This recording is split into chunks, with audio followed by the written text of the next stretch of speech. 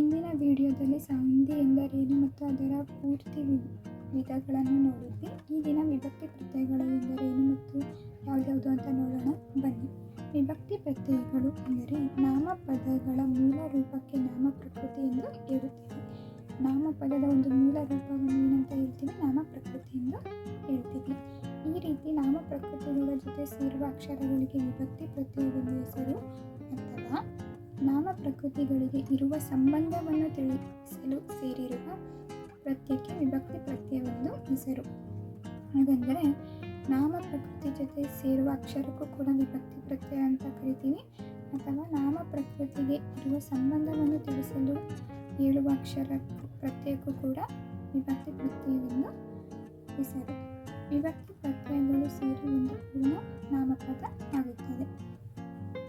ಮೊದಲು 8 ವಿಭಕ್ತಿ ಪ್ರತ್ಯಯಗಳು ಇದ್ದವು, ಆದರೆ ಈಗ ಸಂಪೂರ್ಣ ವಿಭಕ್ತಿ ಪ್ರತ್ಯಯ ಬಿಟ್ಟು ಕನ್ನಡಕ್ಕೆ ಒಟ್ಟು 7 ವಿಭಕ್ತಿ ಪ್ರತ್ಯಯಗಳನ್ನು ನೋಡಬಹುದು. ಇವಾಗ ಯಾವ್ಯಾವುದು ವಿಭಕ್ತಿ ಪ್ರತ್ಯಯಗಳು ಅಂತ ನೋಡೋಣ ಬನ್ನಿ. ಮೊದಲನೇದು ಪ್ರಥಮ ಕಾರಕರ್ತ ಬಂದ್ಬಿಟ್ಟು ಕರ್ತಾರ್ಥ, ಹೊಸಗನ್ನಡ ಪ್ರತ್ಯಯ ಉ, ಹಳೆಗನ್ನಡ ಪ್ರತ್ಯಯ ನಾಮ ಪ್ರಕೃತಿ ಮರ, ನಾಮಪದ ಏನಾಗುತ್ತೆ? ಮರ ಪ್ಲಸ್ ಹೂ ಸೇರಿಸಿದಾಗ ಮರ ಹೂ ಆಗುತ್ತೆ. ಎರಡನೇದಾಗಿ ದ್ವಿತೀಯ ವಿಭಕ್ತಿ ಪ್ರತ್ಯಯ ಕಾರಕರ್ತ ಬಂದ್ಬಿಟ್ಟು ಕರ್ಮಾರ್ಥ, ಹೊಸಗನ್ನಡ ಪ್ರತ್ಯಯ ಅನ್ನು, ಹಳೆಗನ್ನಡ ಪ್ರತ್ಯಯ ನಾಮ ಪ್ರಕೃತಿ ಮರ, ಅದಕ್ಕೆ ಅನ್ನು ಸೇರಿಸಿದಾಗ ಮರ ಪ್ಲಸ್ ಅನ್ನು ಮರವನ್ನು, ಒಂದು ಪೂರ್ಣ ನಾಮಪದ ಆಗುತ್ತೆ. ನಾಮ ಪ್ರಕೃತಿ ಜೊತೆ ಪ್ರತ್ಯಯ ಸೇರಿಸಿ ಒಂದು ಪೂರ್ಣ ನಾಮಪದ ಆಗುತ್ತೆ. ಮೂರನೇದು ನೋಡೋದಾದರೆ ತೃತೀಯ ಕಾರಕರ್ತ ಬಂದ್ಬಿಟ್ಟು ಕರಣಾರ್ಥ, ಹೊಸಗನ್ನಡ ಪ್ರತ್ಯಯ ಇಂದ, ಹಳೆಗನ್ನಡ ಪ್ರತ್ಯಯ ಇಂದ, ನಾಮ ಪ್ರಕೃತಿ ಮರ ಪ್ಲಸ್ ಇಂದ ಸೇರಿರೋದ್ರಿಂದ ಮರದಿಂದ, ಒಂದು ಪೂರ್ಣ ನಾಮಪದ. ನಾಲ್ಕನೇದು ಚತುರ್ಥಿ ಕಾರಕರ್ತ ಸಂಪ್ರದಾನ, ಹೊಸಗನ್ನಡ ಪ್ರತ್ಯಯ ಗೆ ಇಗೆಕ್ಕೆ, ಹಳೆಗನ್ನಡ ಪ್ರತ್ಯಯ ಗೆ ಇಗೆಕ್ಕೆ, ನಾಮ ಪ್ರಕೃತಿ ಮರ, ನಾಮಪದ ಮರಕ್ಕೆ.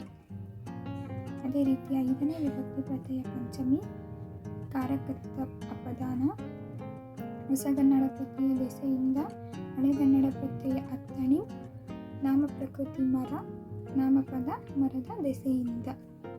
ವಿಭಕ್ತಿ ಪ್ರತ್ಯಯ 6ನೇದು ಬಂದ್ಬಿಟ್ಟು ಷಷ್ಠಿ ಕಾರಕರ್ತಗಳು ಯಾವುದು? ಸಂಬಂಧ, ಹೊಸಗನ್ನಡ ಪ್ರತ್ಯಯ ಆ, ಹಳೆಗನ್ನಡ ಪ್ರತ್ಯಯ ಕೂಡ ಆ, ನಾಮ ಪ್ರಕೃತಿ ಮರ, ನಾಮಪದ ಮರದ, ಮರ ಪ್ಲಸ್ ಆ ಮರದ.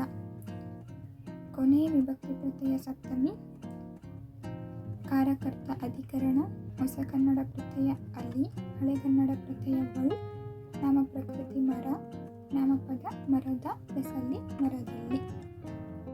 ನಾವು ಇವಾಗ ಎಕ್ಸಾಂಪಲ್ಸ್ ಎಲ್ಲ ನೋಡಿ ಬಂದ್ವಲ್ವಾ? ನಾಮ ಪ್ರಕೃತಿಗಳ ಜೊತೆ ಪ್ರತ್ಯಯಗಳು ಸೇರಿ ಏನಾಗಿದೆ? ಒಂದು ಪೂರ್ಣ ನಾಮಪದ ಆಗಿದೆ. ಮನೆ ಎಂಬ ನಾಮಪದ ತಗೊಂಡು ಅದಕ್ಕೆ 7 ವಿಭಕ್ತಿ ಪ್ರತ್ಯಯಗಳು ಸೇರಿಸುವುದು ಹೇಗೆಂದು ನೋಡೋಣ ಬನ್ನಿ. ಉದಾಹರಣೆ, ಇಲ್ಲಿ ಮನೆ ತಗೊಂಡಿದ್ದೀವಿ ನಾವು. ಪ್ರಥಮ ವಿಭಕ್ತಿ ಪ್ರತ್ಯಯ ಮನೆ ಪ್ಲಸ್ ಹೂ, ಮನೆಯು.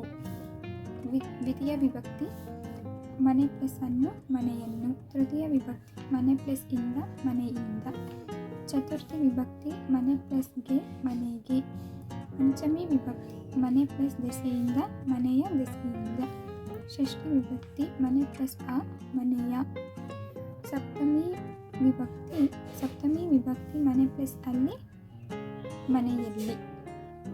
ಇದೆಲ್ಲ ಕೂಡ ಇದೆಲ್ಲ ಕೂಡ ಹೊಸಗನ್ನಡ ವಿಭಕ್ತಿ ಪ್ರತ್ಯಯಗಳು.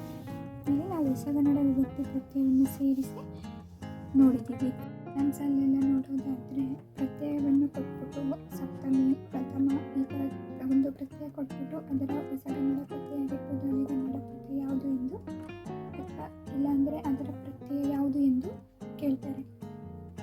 MCQs ಆಗಿರ್ಬೋದು, ಮಲ್ಟಿಪಲ್ ಚಾಯ್ಸಲ್ಲಿ ಆಗಿರ್ಬೋದು. 1 ಮಾರ್ಕಿಗೆ ನಾವು ವಿಭಕ್ತಿ ಪ್ರತ್ಯಯಗಳಿಂದ ಎಕ್ಸ್ಪೆಕ್ಟ್ ಮಾಡ್ಬೋದು, 1 or 2 ಮಾರ್ಕ್ಸ್ಗೆ.